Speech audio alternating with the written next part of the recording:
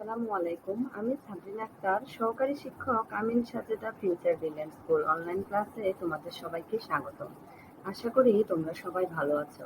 আজকে আমি তোমাদের সাথে আলোচনা করব কৃষি শিক্ষা ষষ্ঠ শ্রেণী অধ্যায় 5। অধ্যায় 5 হচ্ছে কৃষিজ উৎপাদন। এই অধ্যায়ে বিভিন্ন ধরনের শাকসবজি কিভাবে চাষ করা যায় এগুলো নিয়ে আলোচনা করা হয়েছে এবং বিভিন্ন ধরনের পশু পাখি কিভাবে পালন করতে হবে এই অধ্যায়ে এগুলো নিয়ে আলোচনা করা হয়েছে। তেমনি একটা অংশে আছে মরিচের কিভাবে চাষ করা যায়, মরিচের চাষ পদ্ধতি এগুলো আছে। মরিচে চাষ করতে গেলে দেখা যায় যে মরিচেরও অনেক রোগ ও পোকামাকড় দেখা দেয়। তেমনি মরিচের রোগ ও পোকামাকড় কিভাবে দমন করা যায়।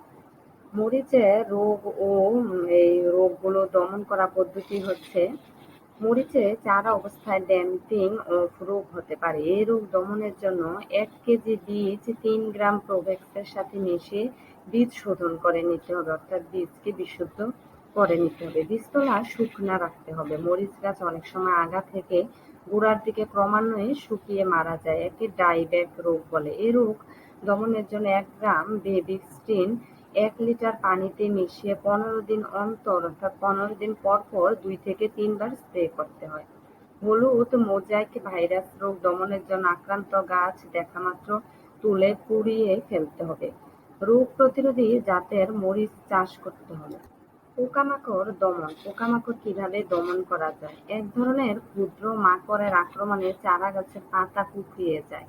প্রতি লিটার পানিতে 2 গ্রাম থিওডিট মিশিয়ে 10 দিন পর পর স্প্রে করে এই মাকড়গুলো দমন করা যায়। থ্রিপস ও জাপ পোকার আক্রমণ দেখা দিলে ম্যালাথিয়ন 50 ইসি 1 মিলিলিটার প্রতি লিটার পানিতে মিশিয়ে স্প্রে করলে ভালো ফল পাওয়া যায়।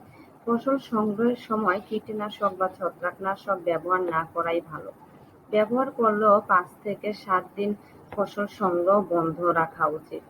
ফসল সংগ্রহ। চারা রোপণের 30 থেকে 40 দিন পর গাছে ফুল আসা শুরু হয়। কাঁচামরিচ পরিপক্ক হতে 25 থেকে 30 দিন সময় লাগে। মরিচ পাকতে আরো 25 থেকে 30 দিন সময় লাগে। কাঁচামরিচ সপ্তাহে 2 থেকে 3 বার এবং পাকা মরিচ 15 দিন পর পর প্রায় 2 থেকে 3 মাস সংগ্রহ করতে হয়।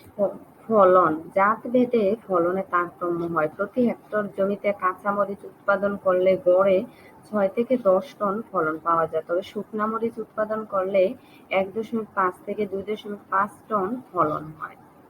তারপরে হচ্ছে টবে মরিচ চাষ পদ্ধতি। টবের মধ্যে কিভাবে মরিচ চাষ করা যায়।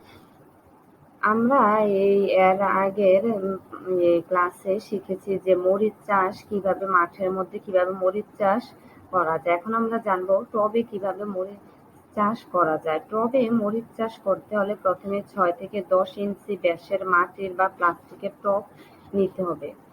টবের এই আকৃতিটা হবে 6 থেকে 10 ইঞ্চি ব্যাসের। টবের মাটি তৈরি করার জন্য দোআঁশ মাটি 1 ভাগ, বেলে মাটি 1 ভাগ এবং গোবর সার 1 ভাগ নিয়ে ভালোভাবে মেশাতে হবে।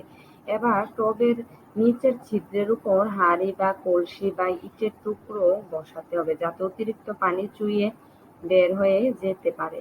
মেশানো মাটি দিয়ে টব ভর্তি করতে হবে। প্রস্তুতকৃত টবে মরিচের চারা রোপণ করে হালকাভাবে ঝাঁঝরি দিয়ে পানি সেচ দিতে হবে। সারাদিনে অন্তত 6 থেকে 7 ঘন্টা সূর্যের আলো পায় এমন জায়গায় টব বসাতে হবে। তবে চারা লাগানোর প্রথম কয়েকদিন টব দুপুরের সময় ছায়ায় রাখতে হবে, না হয় দেখা যাবে যে চারাটা মারা যাবে অতিরিক্ত রোদে থাকলে। টবে মরিচ গাছের ক্ষেত্র কম্পোস্ট বা গোবর সার ব্যবহার করাই ভালো।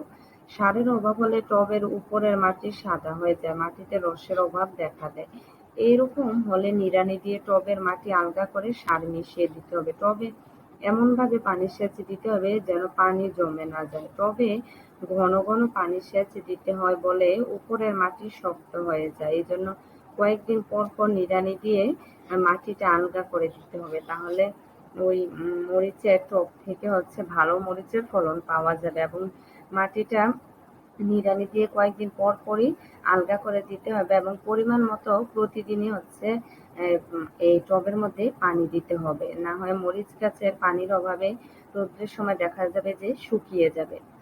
আর মরিচের যাতে পোকামাকড় আক্রমণ করতে না পারে তার জন্য কয়েকদিন পর পর এই মরিচের গাছের মধ্যে কিছু পরিমাণে স্প্রে করতে হবে।